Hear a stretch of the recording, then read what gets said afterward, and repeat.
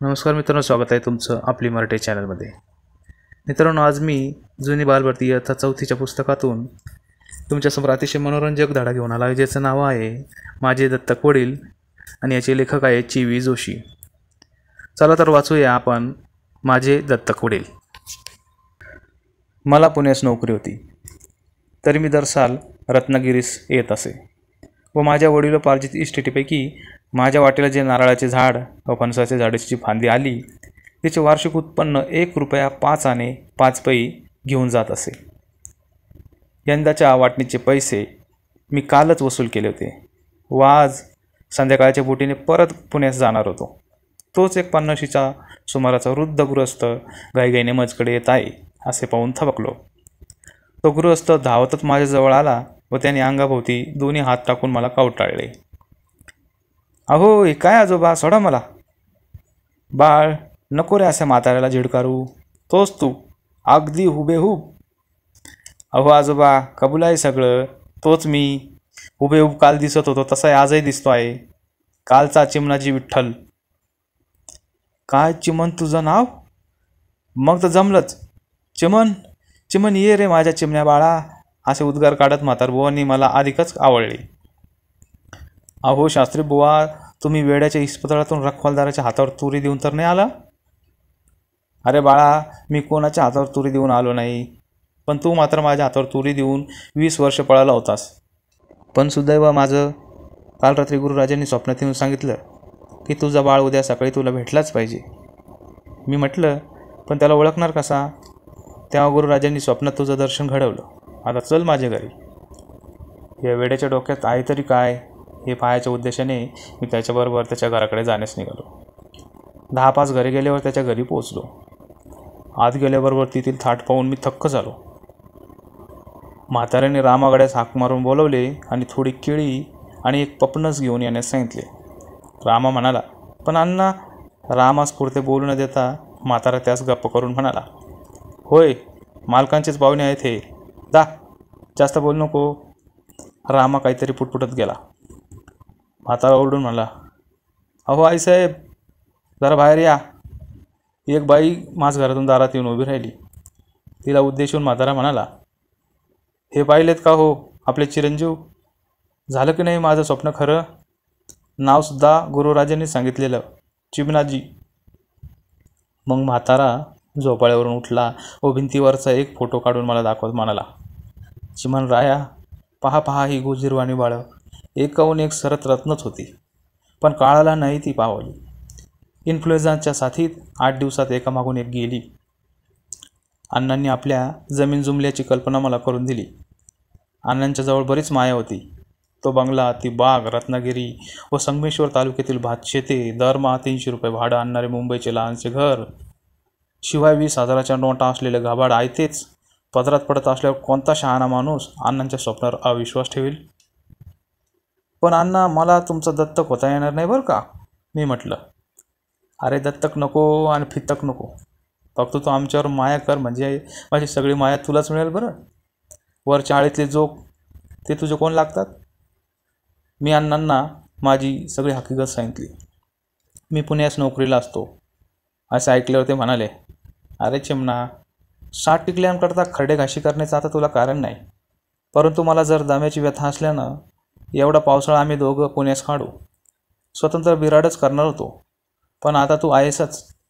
घरी तुझी आई आहे ना? तुला उद्या सोमवारी कामावर रुजू व्हायचं असेल तर तू आज जा. मी इथल्या कामाची व्यवस्था लावून बुधवारी निघून येतो. संध्याकाळी घरी गेल्यावर आईला सगळी हकीकत सांगितली. तेव्हा ती म्हणाली, सांभाळ हो बाबा, नाहीतर कोणी लफंगा बिफंगा असायचा. अगं आई, अगं पण आई, मी काय मसलतीत पडलो आहे? त्या अण्णांच्या गुरुरायानेच मला यात पाडलं आहे. ठीक आहे, या महागाईच्या दिवसात हातभार लावला संसाराला आपल्या दैवानं. गुरुवारी सकाळी अण्णा व त्यांची पत्नी या स्टेशनवरून आणले. अण्णांच्या बरोबर त्यांच्या कपड्यांच्या व दागदागिन्यांच्या ट्रंका होत्या, पण त्यांच्या किल्ल्या कुठेतरी हरवल्या.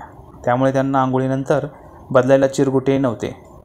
म्हणून मी लगेच बाजारात जाऊन एक धोतर जोडी व इरकली लुगडी घेऊन आलो. अण्णा आल्यापासून आमच्या राहणीत पुष्कळ सुधारणा झाली. जेवताना भाकरीऐवजी पोळी, पोळीला तूप साखर, सकाळ दुपार चहा व बरोबर बिस्किटे, अगर शिरा असा थाट सुरू झाला. अन्यांचा पंचा जाऊन लांब रुंद धोतर व वाहनांऐवजी जोडा असा पेहराव आला. माईचे सुते लुगडे जाऊन इरकली लुगडे व अनवणी पाया चपला आल्या. या सगळ्या वेषांतराचा खर्च तूर्त मला सोसावा लागला. पण याचा दसपट वचपा काढल्याशिवाय मी राहणार होतो थोडाच. अण्णांनी आपल्या ट्रंकेच्या कुलपाच्या किल्ल्या पाठवून देण्याबद्दल रत्नागिरीच्या कारकुनास 10 पत्रे लिहिली, पण त्याने दाद दिली नाही. त्यामुळे खर्चासाठी बँकेतील माझे 120 रुपये मला काढून आणावे लागले. हळूहळू 2 महिने संपले.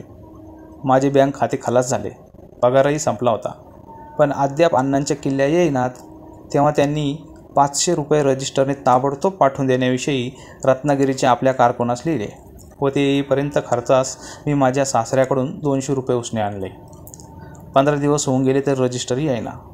मग माझ्या सासऱ्याने मला सल्ला दिला की मी प्रत्यक्ष रत्नागिरीस जाऊन त्या म्हाताऱ्याच्या कारकुनास भेटावे व त्याच्याकडून पैसे आणावे.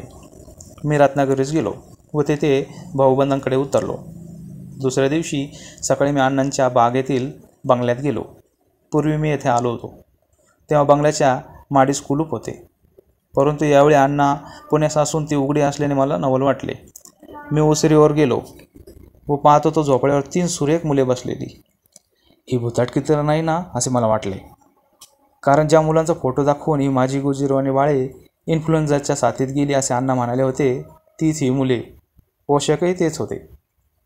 मज करता केळी व पपनस आणण्यासाठी अण्णांनी ज्याला पाठवले होते तो रामागडी तेथे काही कामं करता आला व माझ्याकडे पाहताच, काय पाहुणे, कसं काय असं त्यांनी विचारले.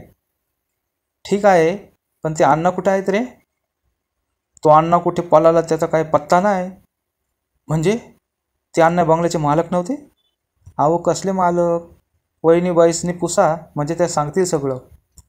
वहिनीबाई म्हणाल्या, तो अण्णा आमच्याकडे नोकरी मागायला आला. त्याला कारभार म्हणून ठेवून घेतलं. मध्ये आम्ही लग्न कार्याकरता मालवणास गेलो ते त्याच्या अंगावर घर टाकून गेलो. कोणाला माहीत अण्णा असा लबाड असेल म्हणून. मी याला, तुम्हाला काय त्याने आपण घरचे मालक आहे म्हणून सांगितलं? काय बाई ते तरी धारिष्ट. म्हणजे त्या लबाड माणसाने मला बनवले. धनाच्या लोभानं मी पार बुडालो. आता पुण्यास घरात पाऊल टाकताच अण्णाच्या 32 शिल्लक राहिलेले दात न पाडीन तर नावाचा चिमणराव विठ्ठलच नाही असे सोडायचे विचार मनात घोळवत पुण्यास पोचलो.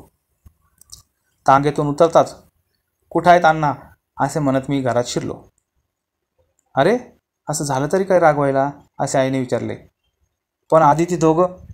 अरे ती गेली रत्नागिरीला. 2 ट्रंकाबरोबर नेल्या. आणखी 2 वर आहेत. पाहू बरं त्यात काय आहे. चोराच्या हातची लंगोटी असे म्हणून मी वर गेलो. कुलपे फोडून 2 ट्रंका उघडून पाहतो तो आत दगड विटकरीशिवाय काहीच नव्हते. तर मित्रांनो, कसे वाटले आमचे?